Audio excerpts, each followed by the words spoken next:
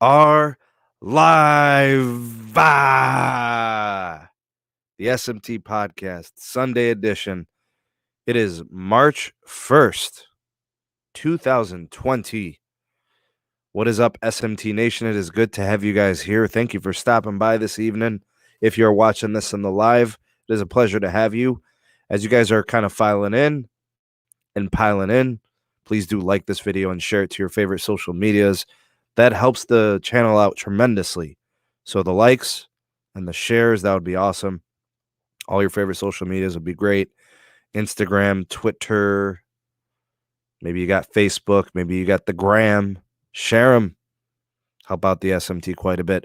Other ways to also help out the SNEED Mobile Tech channel. You could do so in a few different ways.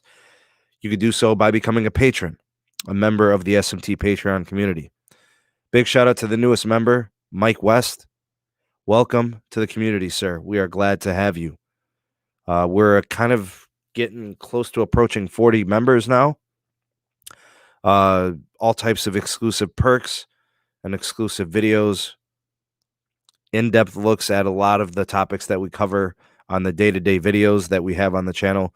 But again, more in-depth, a lot more detail. You know, we kind of go through with a fine-tooth comb and look at some of those topics. And we do some extra stuff too. So we'll be doing a couple of extra live streams over on the Patreon side throughout the month.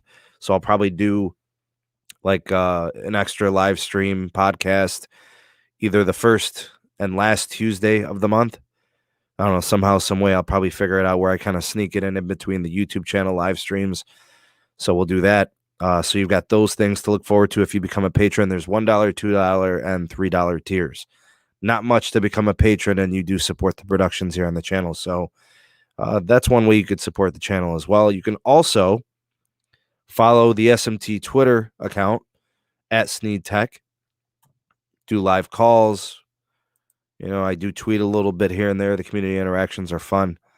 We also have the second channel, SNEED Mobile Tech live streams, where all of these live stream podcasts get archived. Once they've cleared on this side, on this channel, they kind of get cataloged and archived over there. So every month, I do a complete shutdown of all my old live streams. So I'll be decommissioning all of those and then kind of sending them over to the other channel. So you can catch all those replays there. And also megadon.net, the invite code is down in the description box. Support me, support yourself. The only social media you will ever need. Take your social media security more seriously. No ads, no tracking, no algorithms. Megadon.net. So that's it. That runs through everything. We got 65 in the live. It is a pleasure to have you here this evening, coming live from the CLE, the 216. And if you're watching this on replay, we can't forget about you guys. Big shout out to the replay crew, replay gang, whoever is watching this on the replay. Thank you guys for that. Please do like and share this if you're watching this on replay. Got the hibiscus tea. That's good stuff. Got water. We're all set for the hydration part. And got this shared out to the Twitters. It looks like we are good to go. Let's go ahead and take roll call. Let's see who we got with us today. It looks like tons of you guys already commenting and chatting there. Not sure if you guys are still here, but we got Scott. We got Bob. We got George. It is good to have you guys. Rafi moderating it, holding it down. The steady hand. My daily side is possibly still here.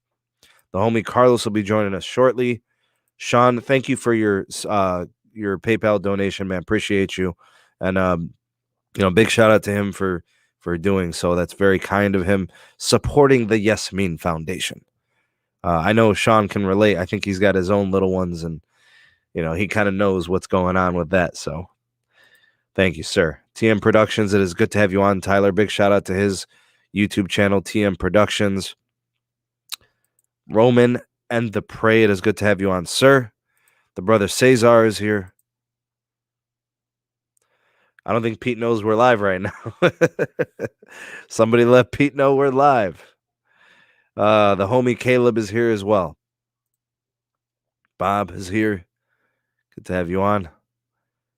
Let's see who I haven't gotten to yet. Yes, Mike, welcome to the Patreon. He is here. Excellent. Just to kind of welcome you in officially. Slaw Oats is here. Good to have you on, sir.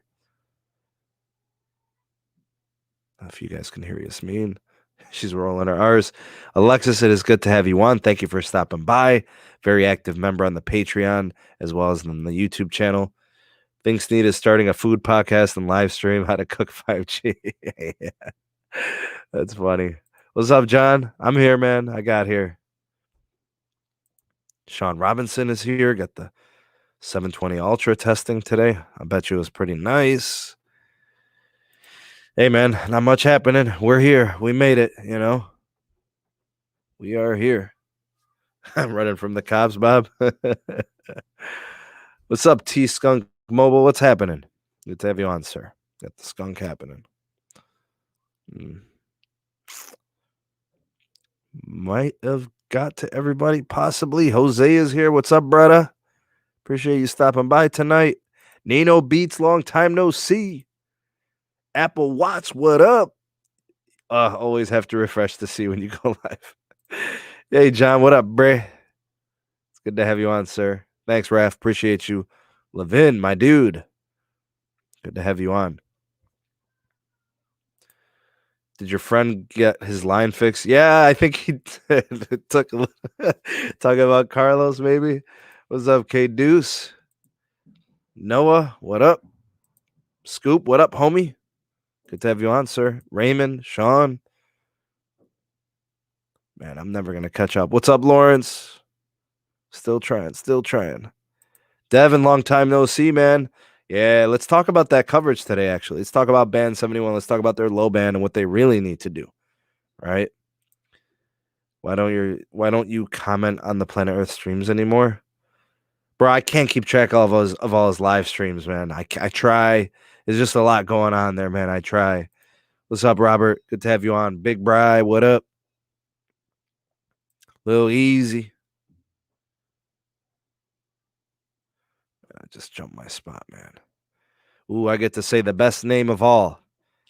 We got Tech Boner in the house. What up? Matt Dubb is in the house. JP Scott. Matt Sullivan is here as well. Good to have you on. Cox for Spectrum. I use Cox painstakingly. What is up, Mark? Good to have you on. 5G Ajit Pie. Hey, bro. I didn't see it, Mike. I'll watch it, though. I'll check it out. I know somebody tweeted it out. I will check it out for sure. What's up, Heath? Good to have you on. Oh, Michael Fortner, where you at, bro? Hey, man. Good to have you on, sir. Jason C is here. It's good to have you on, Jason. Jared is here. Yeah, we just getting started here. Maverick is in the house. He just watched the AT&T history of.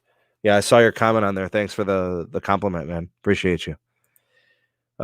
Mint Mobile get 5G access. I mean, low band 5G, yeah.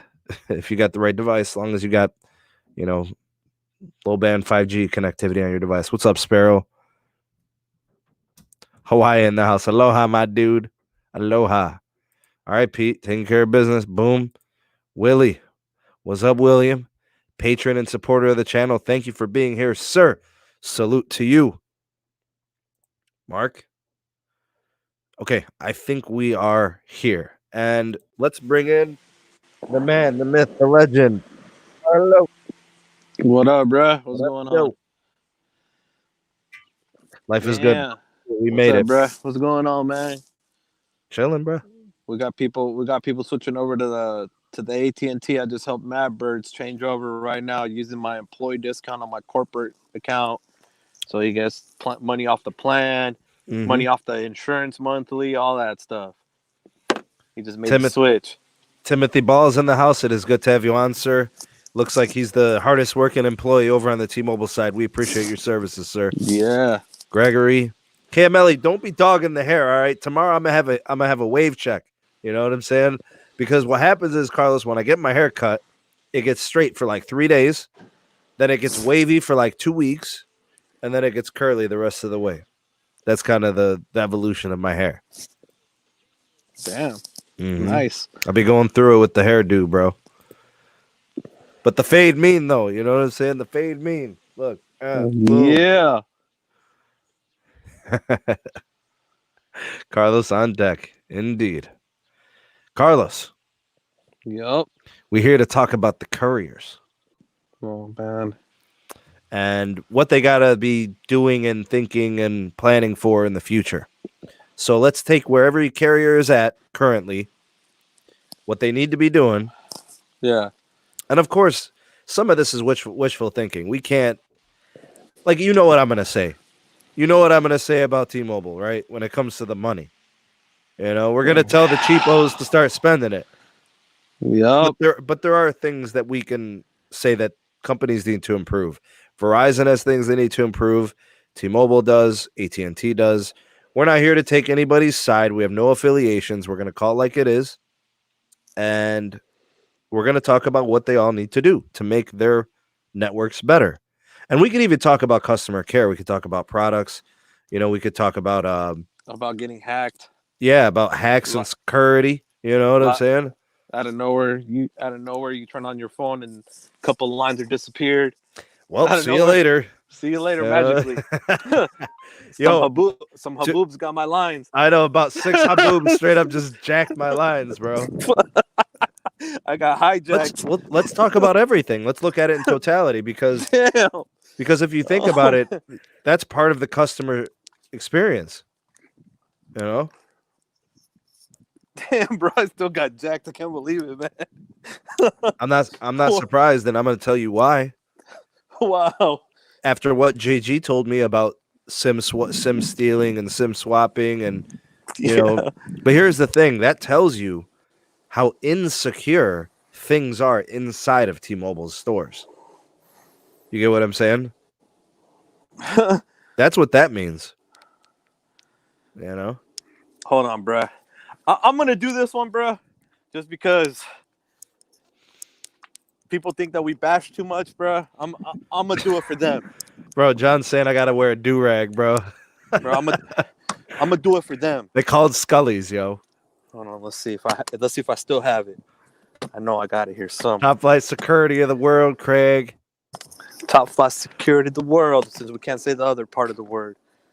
Yeah. Let's see. And we have the bearded dragon himself. Peter. Where's that bearded dragon? The people eater.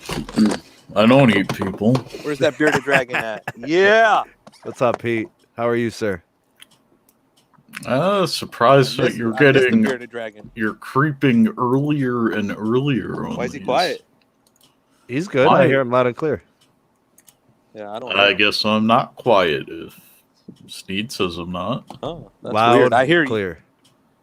Wow, Yo, Carlos, we had this problem like 2 nights ago, bro. The same thing. Yeah. Pop out, come back in. Yep. What's up, Pete? You're crosstalk.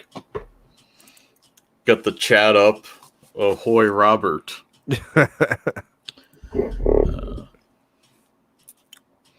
So I think, Carlos, the issues you're having with account security on T-Mobile is based on your location.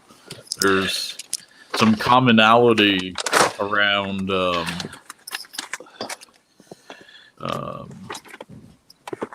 getting accounts compromised in your area.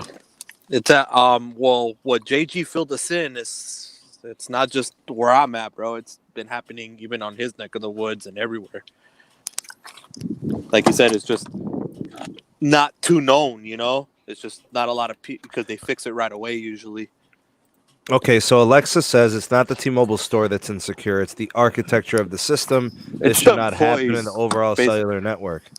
What was that, Carlos? It's basically it could be a corrupt employee, basically. Or right. Yeah, so when I deal with T-Mobile employees in the store, I only see the same 3 people. And so there's like a sense of accountability there. Right. Yeah. Timothy works for T-Mobile, I think, and he says customer care is where most of the issues are, not so much in the store. unless there's a fake ID, and that happens a lot. See? There you Jeez, go. bro. That's another one. What's up, Max? Good to have you on. I'm curious how easy it is to fake one of your IDs. Well, bro, Mark says the FCC ain't helping. Remember, before T-Mobile used to make a photocopy of your ID every time you made a change, and then keep it for 60 days. What's up, Tito? It is good to have you on, sir. Thanks for stopping by. Imagine how many of those. That's what happened to me the first one, where the people got busted in Colorado with the phone. They got busted in Grand Junction. In my market, they do take a scan of the ID. They submit it to their secure system, and if there's any paper copies, they do a cross shred on premises while I'm still there. What's up, Lee County Scratcher? Thank you for coming by, man. Appreciate you, bro. I gotta do this for these people, bro. Just because they think that we're talking too much, bro. So hold on. I'm gonna come back on, and you guys are gonna love this one. Alexis is saying, put it on the screen. Put it on the screen, bro. Oh yeah, yeah, baby. I'm gonna do this for y'all, man. So, should we jump in and talk about what the 4 carriers can do to improve? Yes, we should. Let's just kind of catch up in the live chat real quick, and then we'll start. And there you guys go. And then we'll kind of. Stupid! You're so stupid. You're stupid. A corrupt employee should have no ability to do this. It should at least take 2 people to change the setting. General computing security principles. I think she's right, bro. I think she's 100%. I mean, there's got to be more security to it. More steps. You know what I'm saying? The managers don't seem to be out to get me. I'll say that much. Beats, what up? Hey, just like Scott said, T. Carlos to the rescue. That's right. T. Carlos. That's right. Maybe Carlos should be coming out to my neck of the woods to do his account transactions in the future. I know, right? Take care real. Of business. You coordinate with me. We go into the store together. They treat you right. Apparently better than they treat you out there. Bro, it's that's crazy though how different it is between what Pete sees and what you've been dealing with, bro. This is not the first issue you've had. And they're all along the same line of issues. And I've had you guys on the phone to prove, like, you guys live, bro. It happened like we were on a Twitter call. It happened, right? Yeah. No, we were live on your stream when I turned on the phone. Remember, I did a test on it. That was Friday. And then I rebooted the phone real quick just because I wanted to refresh it, because it's been on the whole time. And then out of nowhere, the phone has no more service, bro. I'm like, what the hell? Yo, Tim is saying they're doing 90 days now, no longer just the 60. Yeah, but this is the problem, okay? Qais. And this is where I want to bring this out. Is they're keeping IDs, period, and this is what's happening. This is why T-Mobile's having the issues they are, because you don't see Verizon or AT&T doing that. They just scan the barcode in the back, and that gives them the access, and that's it. The barcode in the back of what?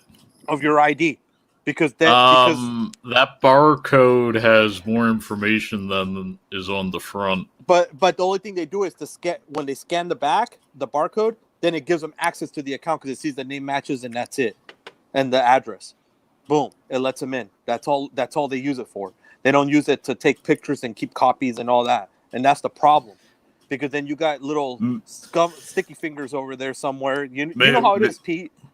Maybe I should reach out to the CISO and see if I can help them change up their policies. Bro, because it needs to be changed, because that's the problem. Because, think about it, bro. The last time I don't know how Carlos is still with them, honestly, bro. After a couple of security issues, what's your motivation to stay? Bro, the only reason why I do is for the testing, bro. And that's I'm in my business. They use the lines, but I had 2 employees now are using AT&T because those 2 lines that were gone, I didn't even bother replacing them. Dang. I just gave my employees the AT&T SIM. I told you since the first issue you had, you should be coming out to my neck of the woods. Bro, but your account's business, isn't it, Carlos? The T-Mobile account? Yeah. My personal one I canceled already because That one, remember, I was on the phone with you when I was fixing it that day, Sneed. Yeah. When they financed phones again, bro. Carlos, put the apron on, bro. You start dancing and doing the moonwalk in the kitchen. Damn, I don't have the apron on. I'm not a fan of the personal accounts anymore for any company. Not enough security, huh? No.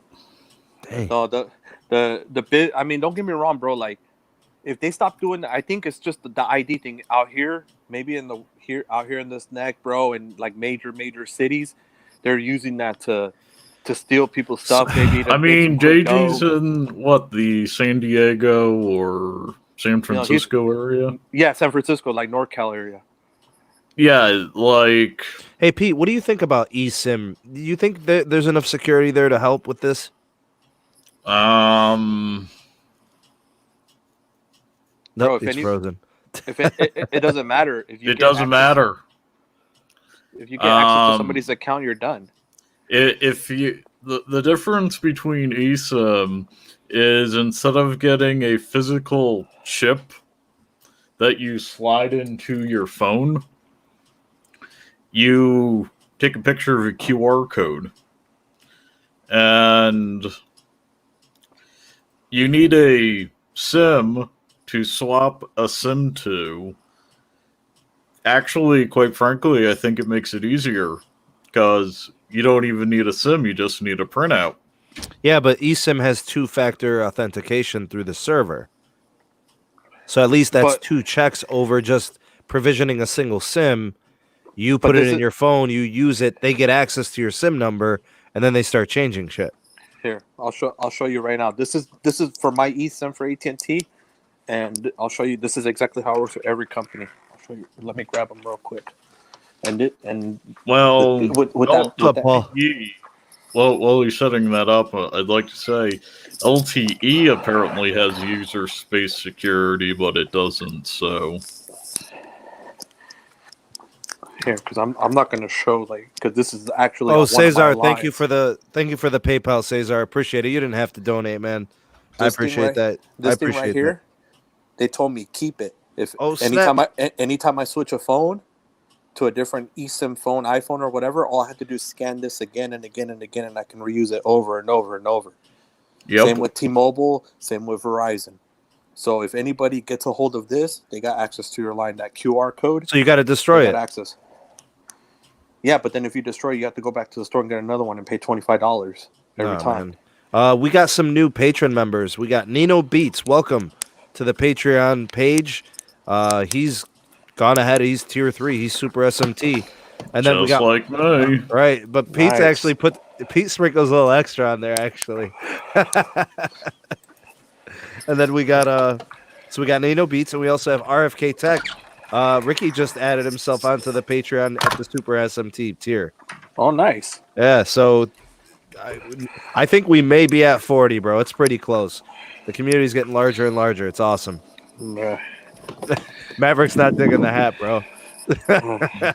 but hey, if it was Maverick, hat, you're going to be eligible for that hat. So hey, you know what, bro? I'm doing it because I'm showing my spirit too, man. Qais, thanks, bro. Appreciate the super chat, man. And honestly, it's not even just T-Mobile. So hold on, before Maverick gets his shoes up high and high almighty, it's not just that. It's Sprint too, because they take a picture of your damn ID on their tablet too. And I've had issues, and I know a lot of people that have had issues with that too. So don't think it's just T-Mobile. It's Sprint too. They have that same BS policy. So what we're getting at is T-Mobile and Sprint can improve their company by stop having a physical trail of your ID in their system. Exactly, because that right there, the employee can access it he said 90 days now. They can go on that computer. Well, before they used to photocopy it. Right. So they had a physical paper with the photocopy with your band number, your phone number, and everything. But because when I worked at T-Mobile, that's how we had to do it. We had to take the band number down and put it on the paper, which is your billing account number and all that. So they have the front and back of your ID photocopied, and now they take a picture of it, but the employee can access it in the computer and compare it to the ID you bring at the time to see if it's the same. This is interesting from Michael. He says S20 Ultra 5G supports dual eSIM. Question He's mark. asking a question mark. So I can't say that I've seen that or heard that. I've seen the IMEI when I checked the T-Mobile one that day. I did see where it said eSIM, but it was grayed out. Same with the Z Flip. It's the same thing. I think by a firmware update, then you'll be able to use the eSIM capability on it.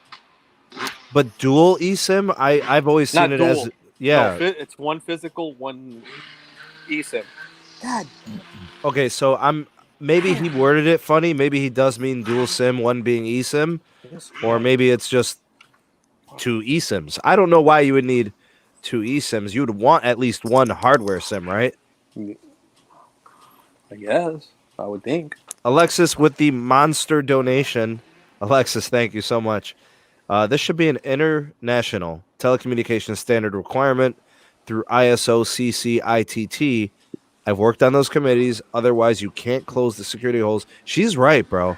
There has to be an international standard that they all have to, follow those guidelines. Like, how like the European Union has a set of guidelines. I'm gonna say one thing. This is what happens when you allow self-regulation. Mm-hmm. You're gonna have to like create centralized. Yeah, in some situations, you have the fox guarding the hen house.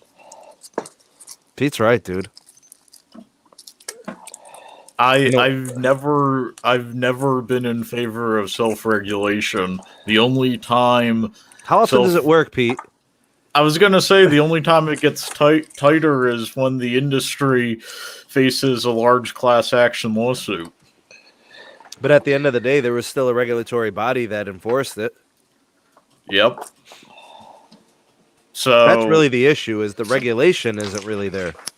If you could preemptively make it so people don't have to sue, people won't waste their time suing. Yeah, suing. But what I'm saying is, I mean, our regulatory bodies are failing us is really what the issue is. I mean, heck, Carlos Pete, how do you feel about the FCC? Hey, Carlos, do you have a VOD from your last podcast I jumped on? Yeah, or follow-up? Yeah, what about it? You should listen to the VOD about my comments about the FCC on that. Oh, yeah, I remember. Yeah. Nah, otherwise, I'll demonetize your video, Sneed. A what? I'll demonetize the video if I told you the truth. Hey, this is what we'll do. what we'll do is what we'll do after the stream. We'll do the after party and we'll talk about that part, so it doesn't demonetize you, bro. Because this is all for Yasmin, All right, Paul. Thank you for the super chat. Appreciate you, man. You didn't even have a comment or a question. Just want to donate, so thank you. Appreciate that. But that's the thing, though, bro. Like, if the little things like that, the stupid little things, is what compromises stuff, man. Like, I mean, I understand, bro. They're trying to make stuff secure, but in a way, you try to make something secure, but then you have people that are always thinking of the quick hustle, the quick buck, and this is what happens. And that's where they need to change that policy. If the two major dogs are not doing it, they just scan the barcode, and it sends it if it's a legit ID, bro. Because even one of my boy that works at Verizon, he even scanned, like they took a fake ID from somebody that can't try to come in there with a fake ID with somebody else's name to compromise their account. He kept it and he tried to scan it, and he showed me it does not scan, because they know when that barcode scans, it goes through the DMV database by itself to see it's a real ID. I have connected with the access. I have access to the same barcode writing software that the DMV does. Yeah, but how are you going to know somebody's actual driver's license number if you don't have a photocopy of it? Simple. The reader for the swipe is really small too. You can save 100 swipe codes on there. Oh yeah, I know what you're talking about. Yeah. And I'm telling you, the swipe code has more info than the front of it. So you can reproduce the front of it Easily. Because in some states, a swipe also has the location you can find the image in the DMV database. That is true. So I could 100% reproduce it if I scanned it and had the correct writer. But that's like people like us is different. I've often argued that licenses are insecure identifiers. So I just want to say hello to my dude Tana So Lit. Big shout out to Tana.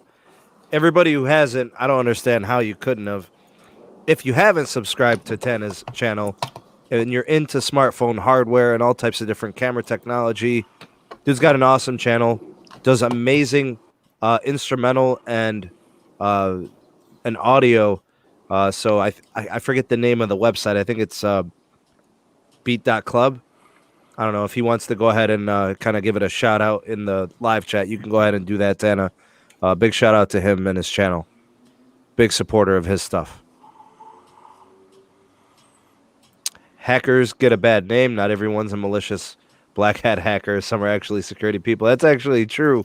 But the hackers are the same ones that are wreaking havoc on all of our secure information. Hey, I'm a paid gray hat. So if you're a good hacker, you're a gray hat, Pete? Yeah. All right. On the scan, you do a score on how close to accurate it is. Usually less than 10% correct means it is valid. I worked on this for DHS at one point. The scan goes to a DB, not DMV. Oh, okay. That makes sense. I just think that we need more secure things. Like honestly, some countries, they have citizen identification cards. What's up, Arvin? That have one factor on it, and to prove it's you, you need a challenge token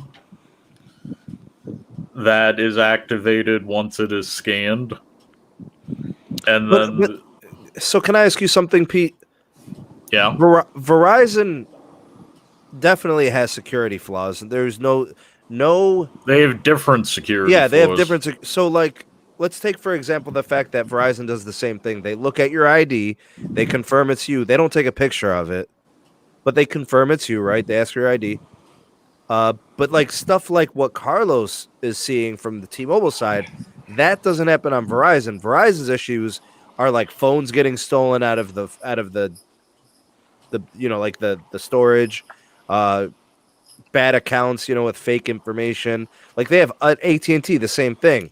They also both have had bank account information leaks. Yeah, about 2 years ago, was it when that happened?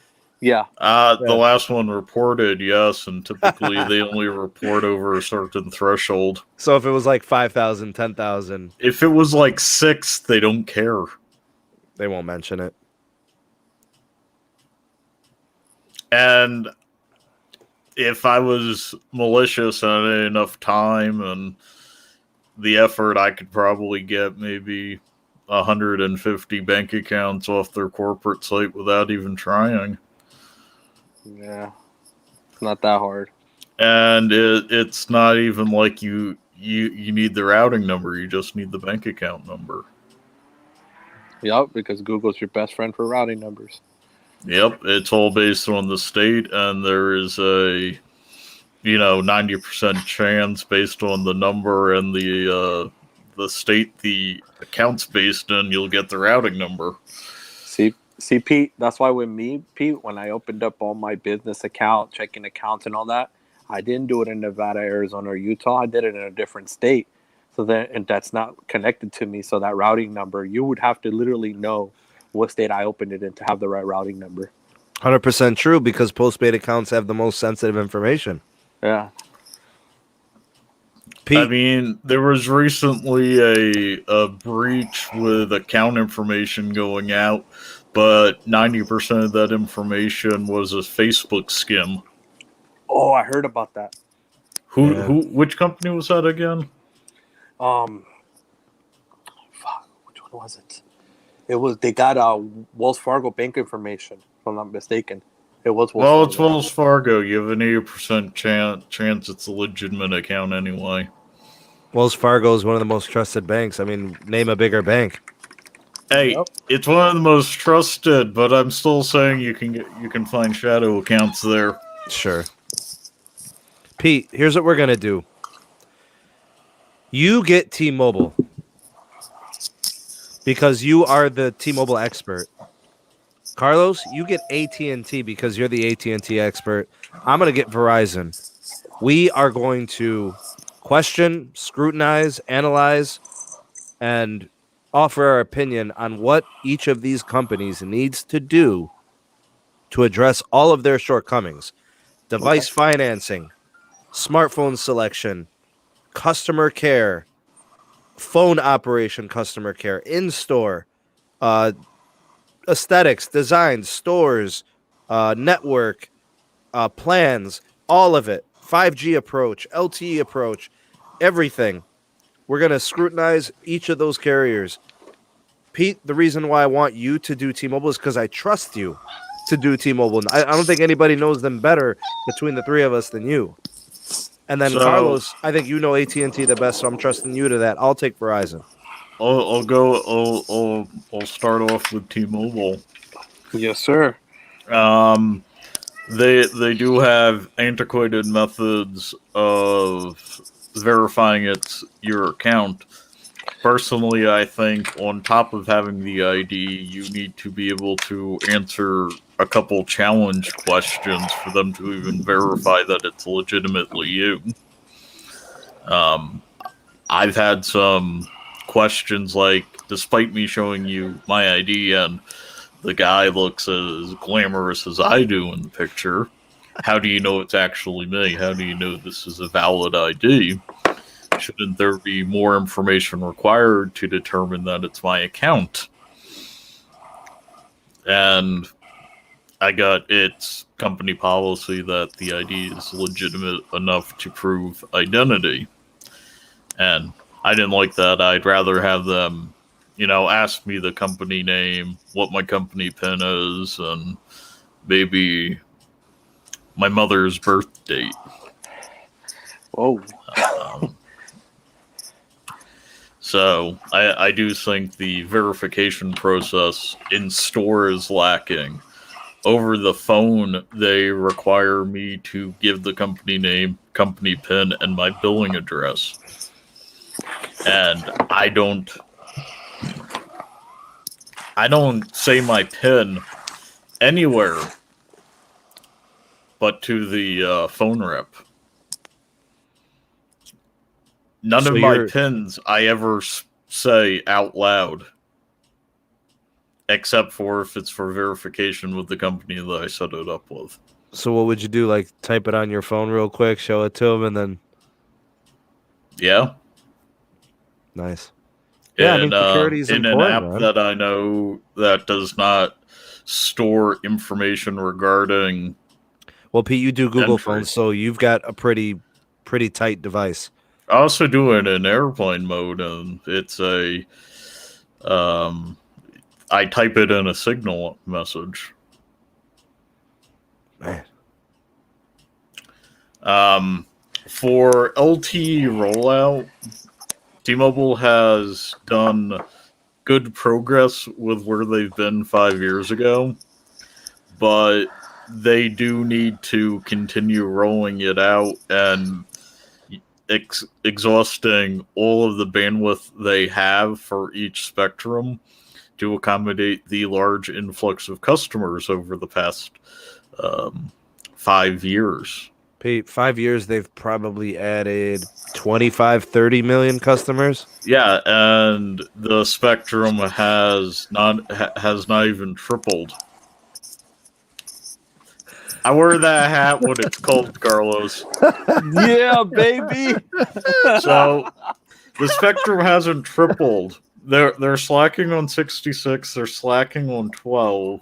They're slacking on 71. And in some markets, they're slacking on 2. And I think in one market, they're slacking on 5. And they have it, Pete. And they have it. Now, 71, in some markets, they are indeed compromised until the middle of May, thanks to the FCC. But they would have more than ample coverage for their NR71 and 71 if they maximize the output. They're going to be required to do DNS on certain bands going forward, but they should go full bore on every band that is considered for 5G connectivity. Can I ask for a special request Yes, from Neville Ray real quick? Can he stop being so disingenuous about the network? Can he stop saying things like, "Oh, Verizon doesn't know what they're doing. It's not ready. It's a waste of time and effort." And then, 2 weeks later, we're going to use it. DSS is like 80% ready. It's good enough to deploy, and any ironing out can be done with a quick software update, as per what is said by the Department of Commerce. And that's what Neville said. All he said, we read through it. He mentioned the software problem, but software is fixable. That's a couple developers get their minds together and make it happen. I know several members of the committee that can make it happen. Can we go ahead and welcome our newest member of the Patreon page, Miriam Lopez? It is a pleasure to have you. Welcome to the community. Wow, we had 3 ads tonight, so I want to welcome everybody. We had RFK Tech, we had Miriam, we had Nino Beats. I don't know if there was anybody else, but we do welcome the newest members to the Patreon page. Starting to fill up, Pete. Yep. I do wish that T-Mobile would stop dogging Verizon, but I must say Verizon is starting to dog T-Mobile, so that's actually getting kind of fun. It is. I mean, I like contention because if Verizon is starting to pick on T-Mobile, it means they're getting closer to being a legitimate third place carrier. Yes, sir. So I think one of the biggest complaints with the Verizon comment was their use of going millimeter wave only. I think they're lying, Pete. They're being disingenuous too. No, I'm gonna say millimeter wave is a confusing mess because it acts differently, but it is great when you deploy it where you can find the most people who could actually connect to it. Pete, you know what they're doing here in Vegas with that, right? Besides doing it on the Strip, they're doing it all in medical centers. They're doing it in all in major businesses in Northtown. You know where all the warehouses were when you come into town. So that stuff is good, but if you're doing it for consumers, you need to do it where the large amount of consumers are located, not random corners in cities. No, they're doing all new, like my neighborhood. There's 2 nodes in the front of the community, 2 nodes on the end of the community. They got 4 nodes in the middle of the block, and it's supposed to for home 5G. They're gonna start in end of April, beginning of May. They're turning it on all Vegas wide, and that's what they're doing. They're good, which is decent. Deploy it for home internet, and if you can take advantage of it as a plebeian, allow people to connect to it. Because we need it, bro. We need other options. We need other options. We need T-Mobile to step up and have their home internet like in other places too, not just in little rural areas right now that it is. We need it everywhere. I must say, though, the rural areas they're deploying it in, it is the places where they can get the proper amount of service, it is game-changing. Yeah, of course. It gives them a second option than HughesNet. Yeah. Or dial-up. Sure. Damn, or really slow DSL. And really slow DSL, bro. Yep. That was pretty good, Pete. You covered a lot of stuff. Is there anything you want to do from the hardware side, devices, plans, pricing, any of that stuff? Well, I do like that they're selling Pixel phones with no bloat in store. So I'm going to pat them on the back for that one. Verizon only comes with the My Verizon app.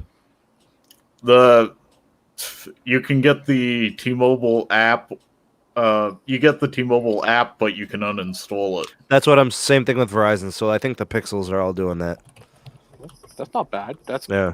as long as you can uninstall it, that's awesome. If you can uninstall it, it's not bloatware; it's carrierware. Yeah. Mhm. Well, then we'll call it carrierware, and you can uninstall it right away. Yeah, if you cannot uninstall it, then it is bloat. Hardware wise, I wish they'd stop like having this promoted deal for one type of phone or one vendor for a set period of time, and then going, okay, we're done with that, and then moving on to the next one.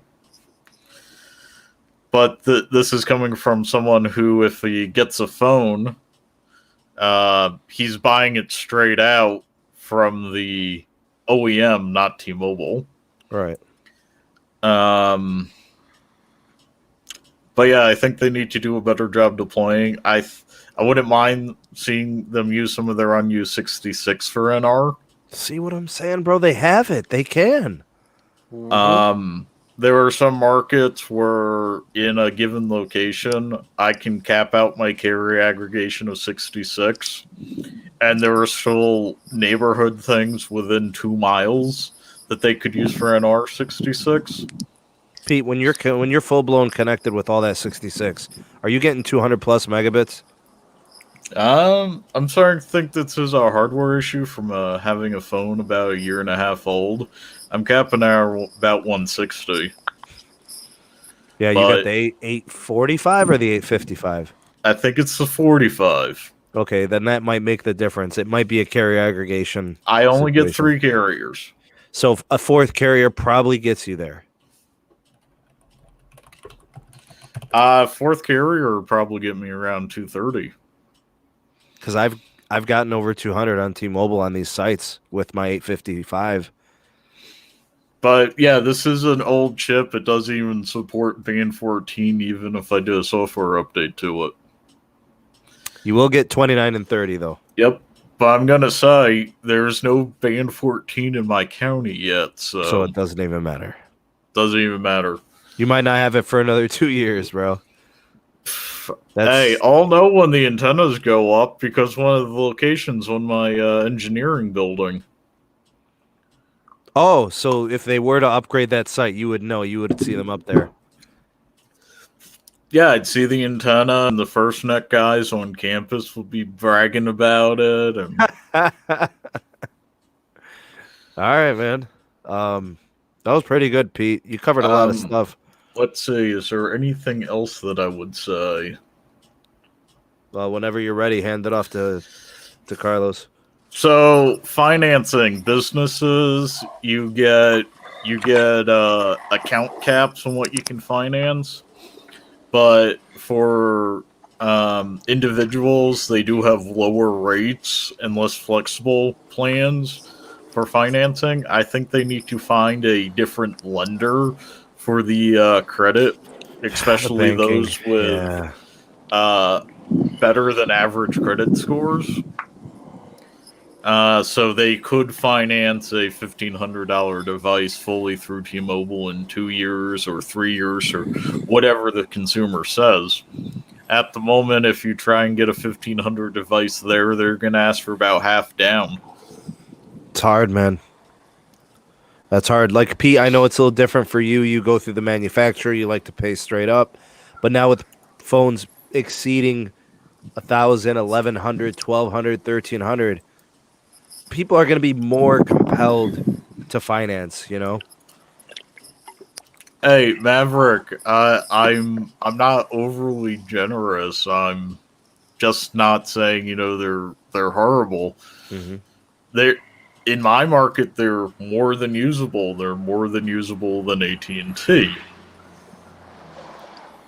Let's take a look at Lee County Scratcher's super chat question and his donation here. Thank you, Lee County Scratcher. I gotta hop off for a minute. I'm gonna put myself on mute and start some water for dinner.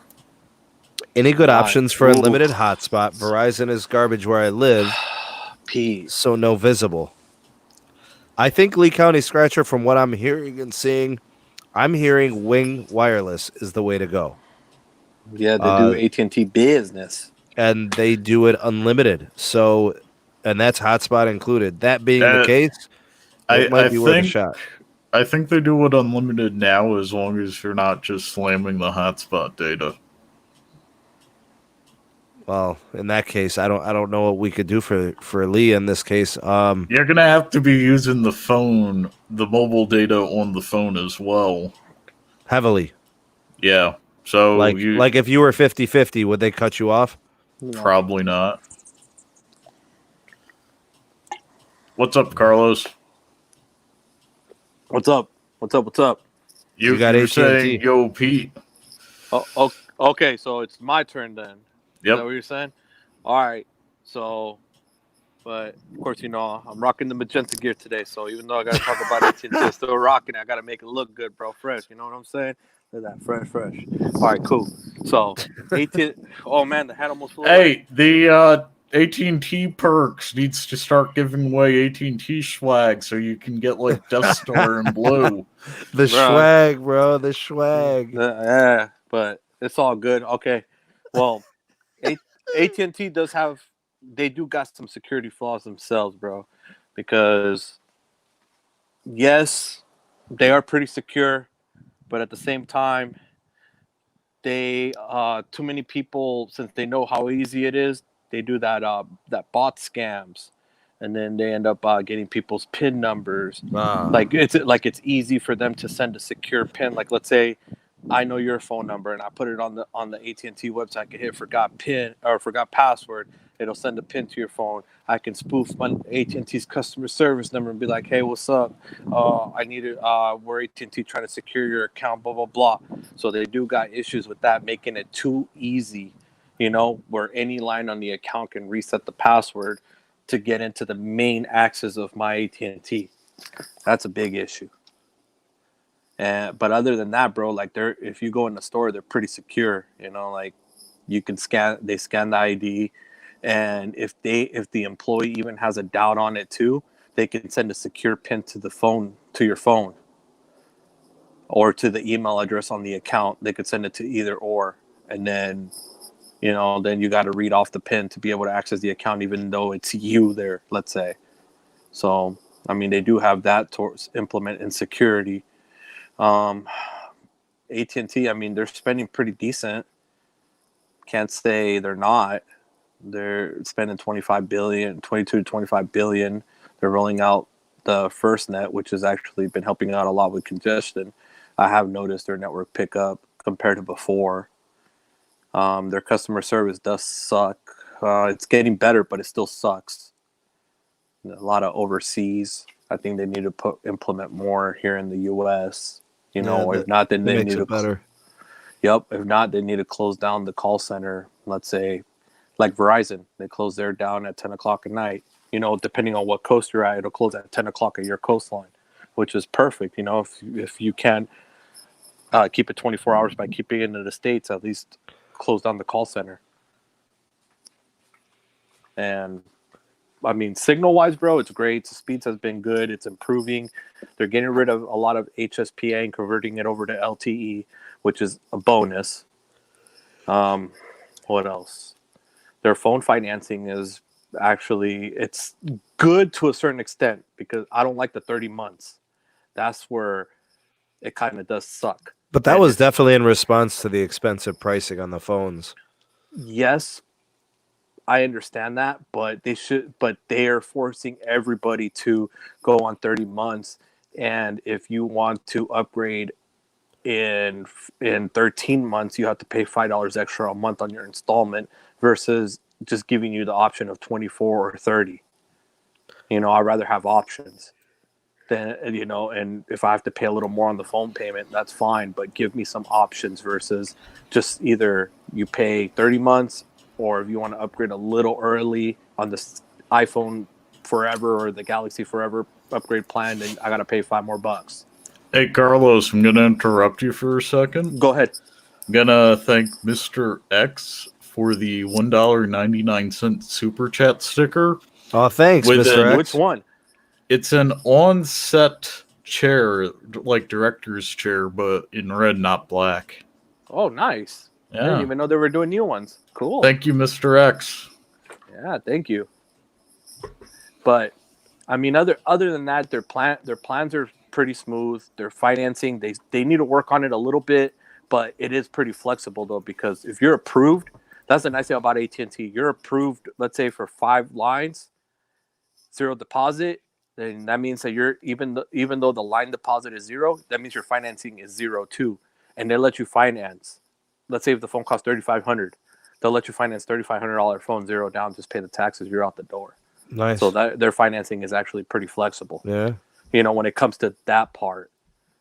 But I could say they need to put more options on some people that like 24 months, versus 30.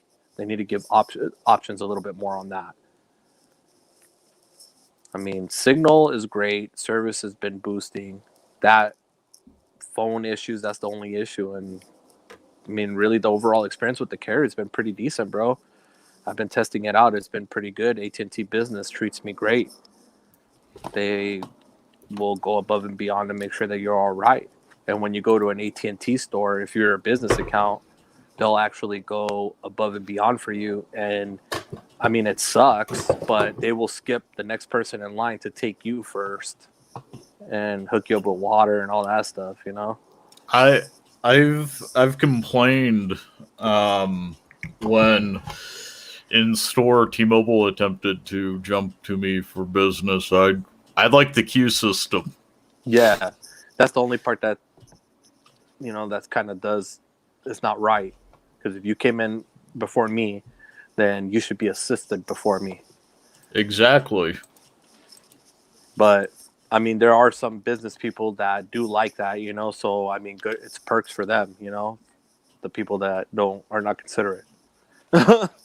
But and their billing system does suck, because you do have differences with your bill. And I figured out why mine was the way it was, because I forgot that I did put something on the bill. That's the reason why it was what it was. But still, even if I take that $250 charge off, it's still $15 more than what it's supposed to be. So their billing system is a little bit whack, where they need to work on that. It's been like that for some time, and I do hope they are ever trying to improve. Yes, and they reimburse people that got screwed over by their absurd billing system. Like Mr. Pete, he's still looking for his refund. He just wants his night and weekend minutes, bro. That's right. He needs his damn refund. AT&T, if you hear us, you better give that refund. My late mother needs her refund.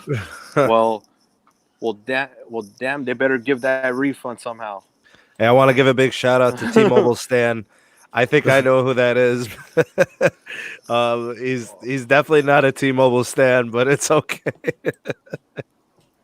Michael's a big fan of the AT&T financing options. I have the worst credit. AT&T allows me to finance thousands of dollars, yet T-Mobile only has a cap of how much you can finance. Yeah, Pete was addressing that earlier, and I think it's tough. I think if they could at least cover most of the device with the lending part, it would be easier to handle it. Like if the phone, especially for anybody walking in off the street who doesn't have 840 business credit. Yeah. The one thing though that it is true, bro. Like with AT&T, it's nice. You could have a bad credit score, but if you get approved with 0 down, you're gonna get out the door with your brand new phone 0 down, just taxes. That's the one thing that they do work with people when it comes to financing. They're a little bit more lenient than Verizon and T-Mobile. That's for sure when it comes to financing. Okay. Is there anything else you want to mention before I go on to Verizon? No, that's it, bro. And all right, RIP. We're done. All right. Look, man. I'm going to start with the worst of Verizon.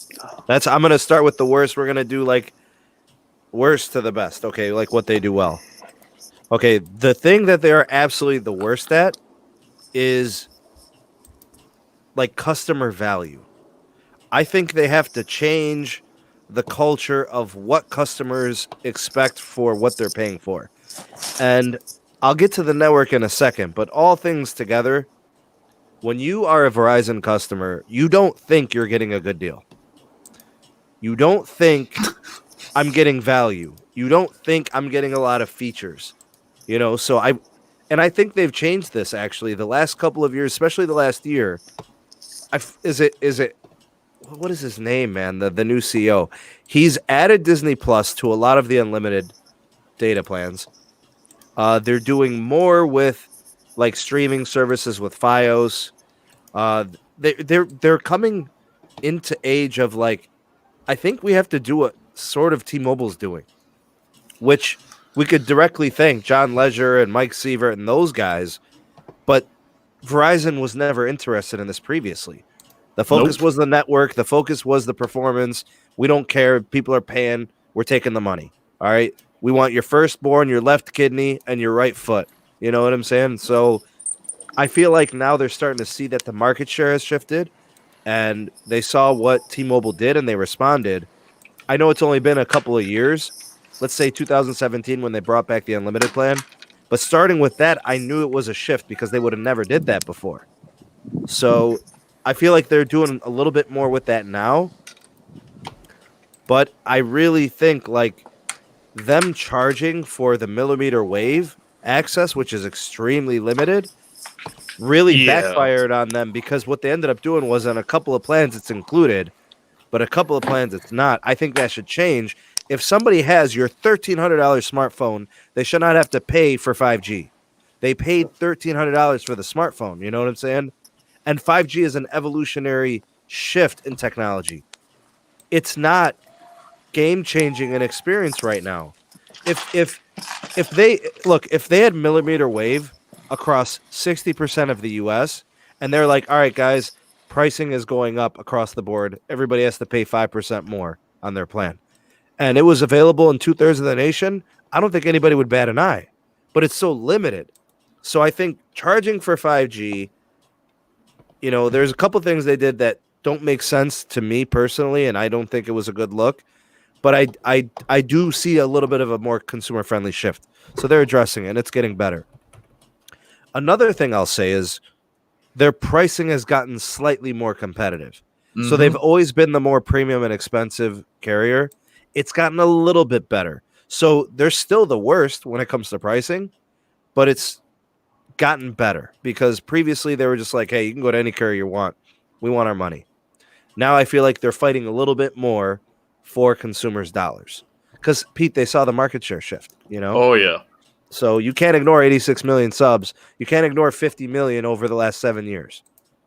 Nope. So they need to offer things to sweeten the pot a little to attract more customers since market share is limited by population. Now, here's what I'll say about their unlock policy. They never used to have a lock policy. So I hate that they have one now. You get what I'm saying? So they never... Pete, I used to tell people, do not buy iPhones from anyone unless it's a Verizon iPhone because I knew it was going to be unlocked. And it was going to have all the... I know, and it was going to have all the bands. It was going to have all the GSM, the CDMA. It was going to have all of that. So it was easy to count on, and that changed.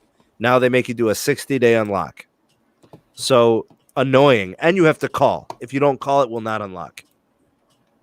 All right, I can confirm that. So that is annoying. It doesn't even auto unlock. I can confirm that too. So those are some of the worst things about Verizon. The device financing, I mean, you could buy whatever the heck you want.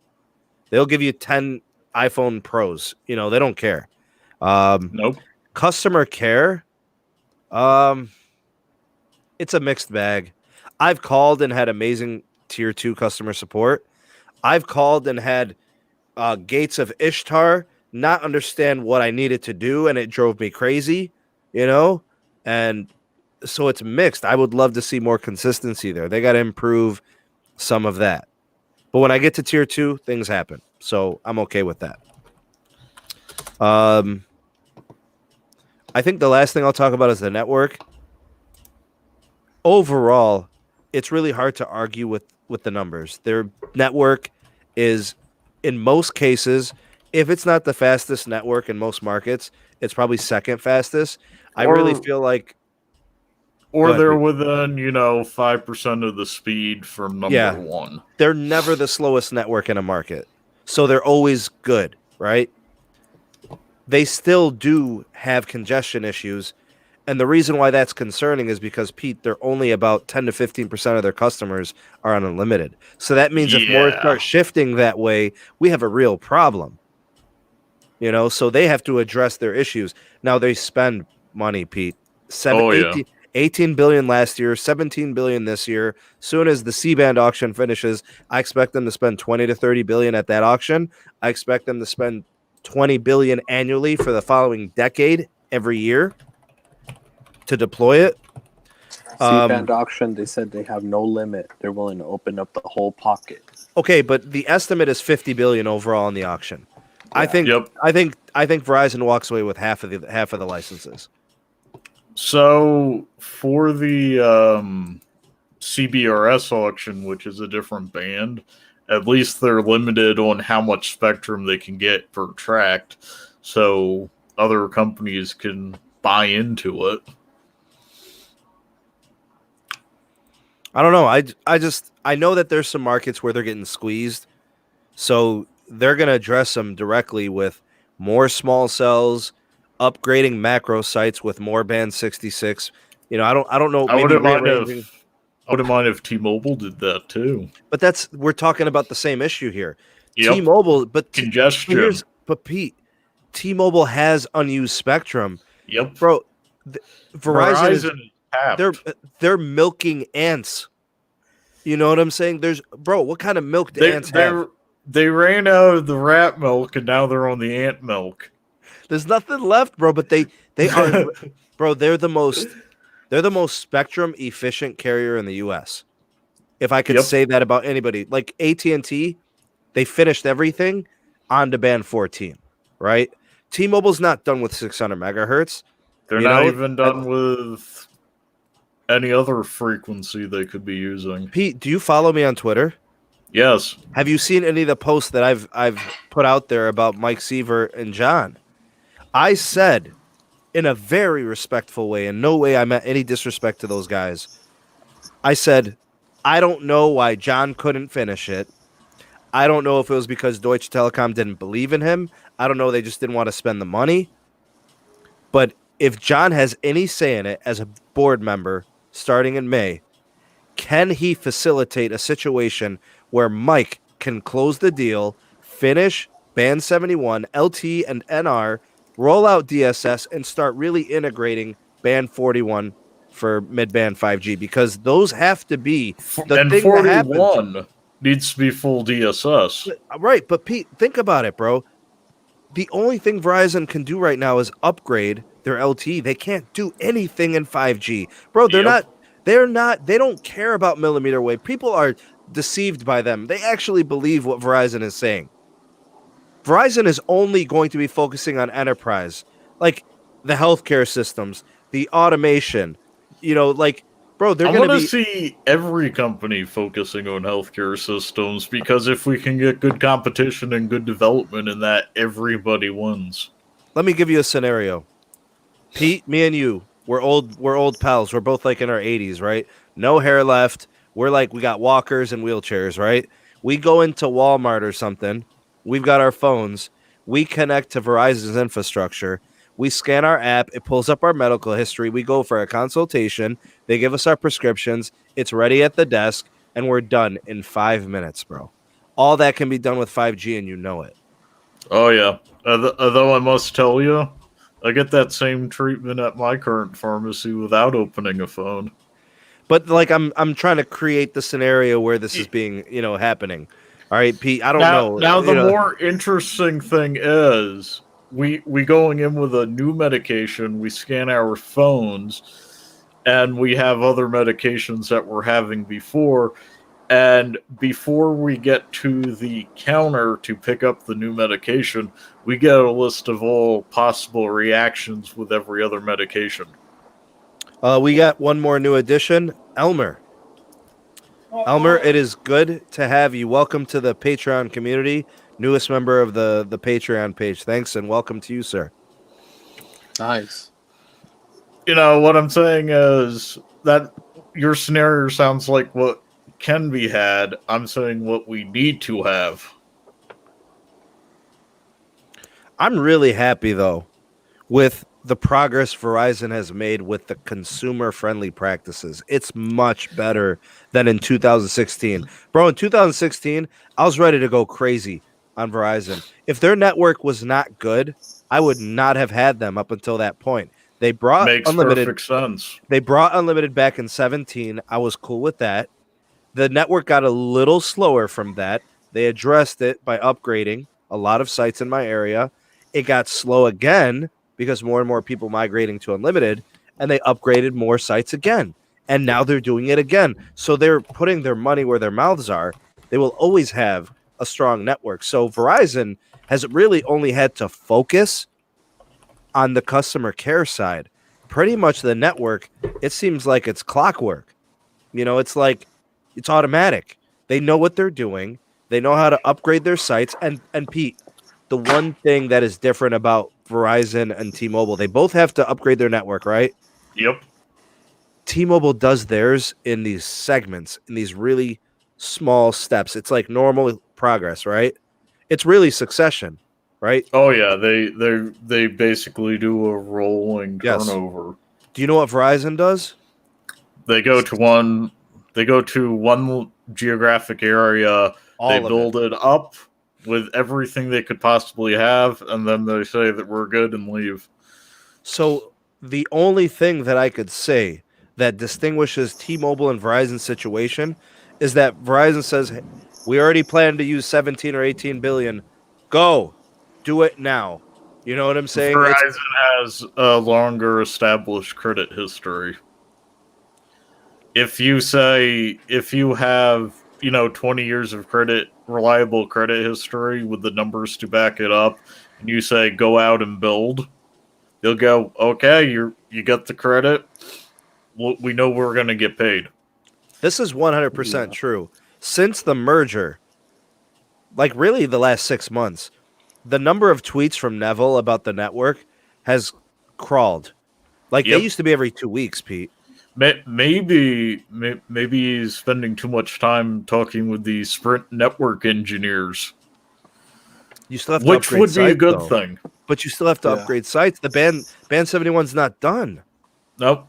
Pete, We like did hardly any of it out here. get an announcement of updated sites, but yeah, it's grown to a trickle.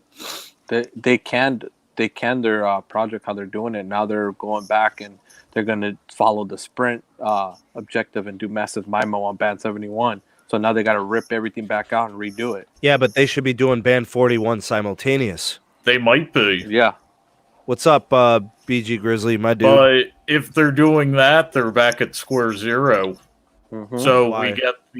we get the beta with the 71 markets that we already have, and then they have to roll through and redo everything. But Pete, this is what you have to do. Yeah. Did Verizon trip when they had to refarm band 5? Nope. They did But it. as Carlos pointed out, they're redoing the hardware. They're not just refarming a band. They have to change out all the hardware. Right, there's your answer, Pete. T-Mobile isn't talking to Sprint yet. NDA. Yep.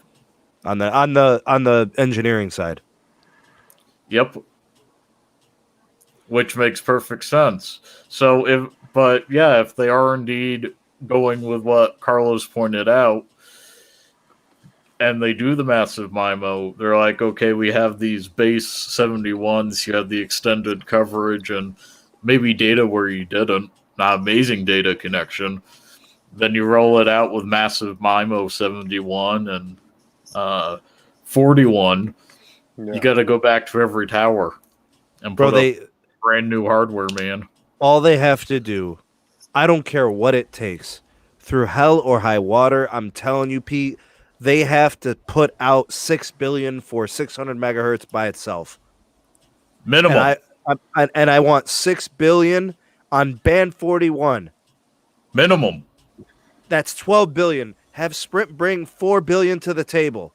Now we're in 16 billion. Now we're talking, bro. Hey, I'd take on my business line a $5 line increase if it would give me a faster rollout of massive MIMO Pete, 71 and 41. But why are people so sensitive to 5% and 10%? See, Pete, this is the issue that we have right here. You're willing to. There's maybe a couple. There's maybe I am too. Other people that I've been paying for Verizon. You've been paying for AT&T and Verizon. It's the same thing. Bro, but there's a lot of people, bro, that are so like, oh, my bill better stay the same. It needs to stay the same. Give us the option. Say, would you prefer to have a slight increase on your bill for network development? Bro, network development.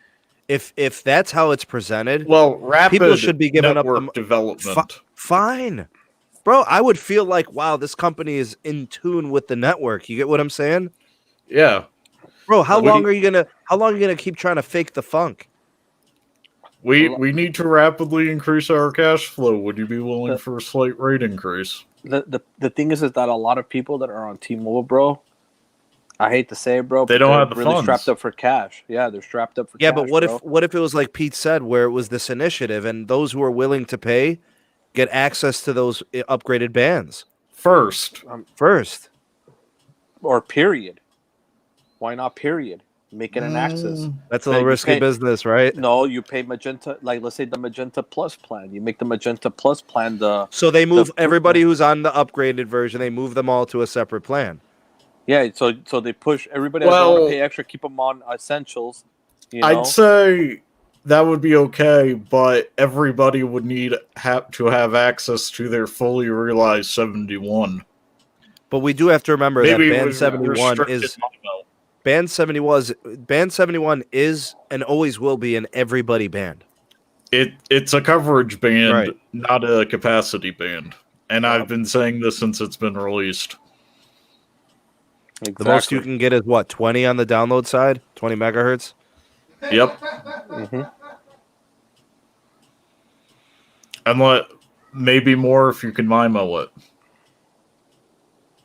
Yeah, which that's what I've been hearing that they're talking about with the Sprint engineers about massive MIMOing the.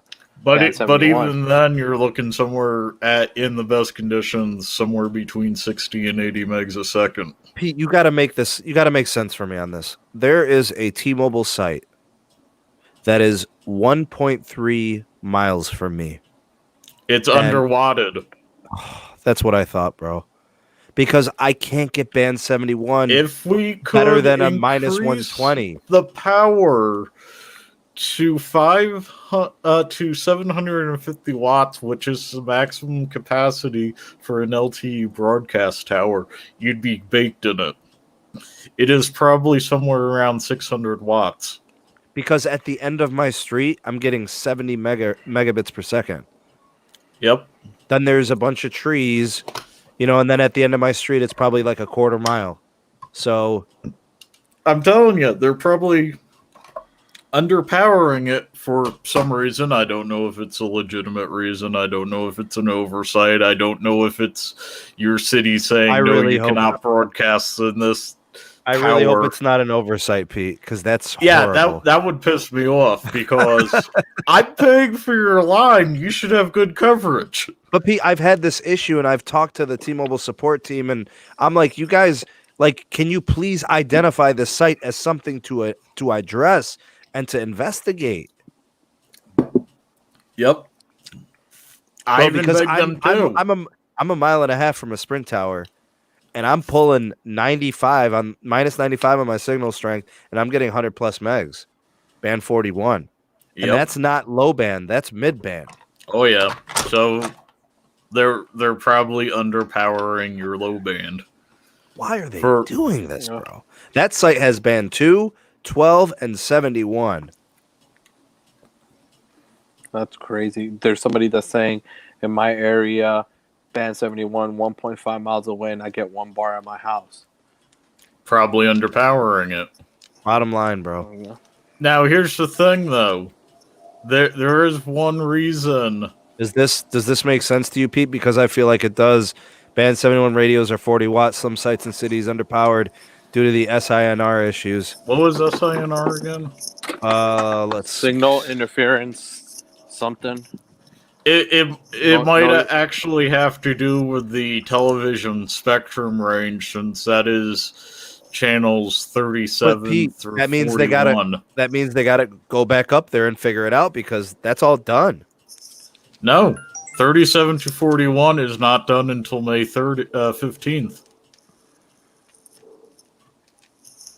So they may be underpowering it due to FCC limitations.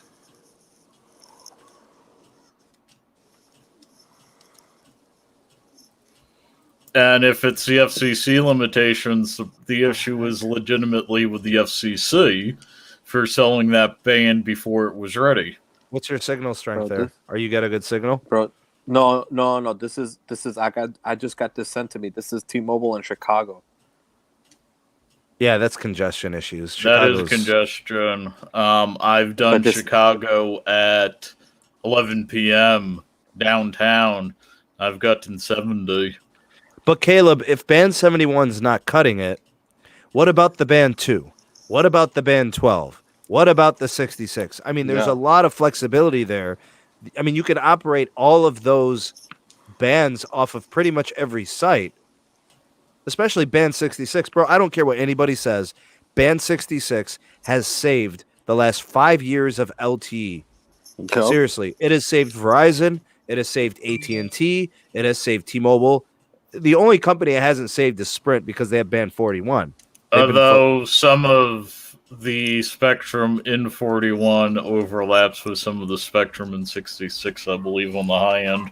2.3 and 2.5. Yeah. Well, hold on. Gotta get up for a second. All right. Well, he's about to be mad because we're about to get off of here. I got to wrap things up. I still didn't eat dinner, so we're wrapping things up here. Let me go ahead and just kind of do a thank you to you guys. Nope, my get up was ill prompted, but well, I got to wrap things up, man, because I got to eat dinner, bro. Dude, I'm gonna eat real quick too, and then my brother's keeping an eye on dinner right now. All right, well, we're all about to eat then. Yeah. All right, so I want to thank Pete for coming on and sharing his viewpoints and perspectives on the T-Mobile side of what they could do to improve, make life better for customers. I want to divert us for 2 minutes, maybe 3. What can Dish do to improve? Let's say deploy spectrum, and for the love of God, deploy some spectrum. And could it be of the 5G variety? I don't care. They've been hoarding it for years. Well, they only have to do 5G because they've got that deal. Yep. And guys, we gotta do another fashion statement here real quick. Yeah. I also have that hat somewhere, but I keep my gray fedora only. All right. Well, let me go ahead and thank all my moderators. Carlos, I also want to thank you. Thanks for coming on, sir. I want to welcome all the new SMT Patreon members. We added 5 tonight. I'm gonna jump in front of you one more time. Mr. X $2.99. Wait for it sticker. Thanks, Mr. X. Appreciate all your contributions. Yeah. Thank you for all the PayPal donations. I got a few tonight. Yasmin will be thrilled. About 14 years from now, when she's able to have her college tuition get like a boost, So I thank you guys for that. She's gonna be splurging on you. I know, bro. She's gonna have it going on, bro. She's gonna be splurging indeed. Let me go ahead and thank all that provided super chats. So the likes of, I think Qais had a super chat. The stickers from Mr. X. We got Alexis with the massive donation. Thank you for that. Very kind of you. I know there were a couple other ones. There were a couple earlier ones. I just can't scroll back. It doesn't let me go all the way. So I wish it let me get a full transcript. Let me tell you. I know it's kind of a pain. T-Mobile Stan, I think, had a super chat, so thank you for that. Yeah. Lee County Scratcher, I remember his. But before that, I can't go back far enough. So thank you guys for that support, and do check out some of the other stuff going on with the channel, the Twitter handle @SneedTech, the SMT Patreon community. We also have the second channel, Steam Mobile Tech live streams, where all these get archived eventually. If you ever want to watch them on the replay, do check out the Megadon.net invite code.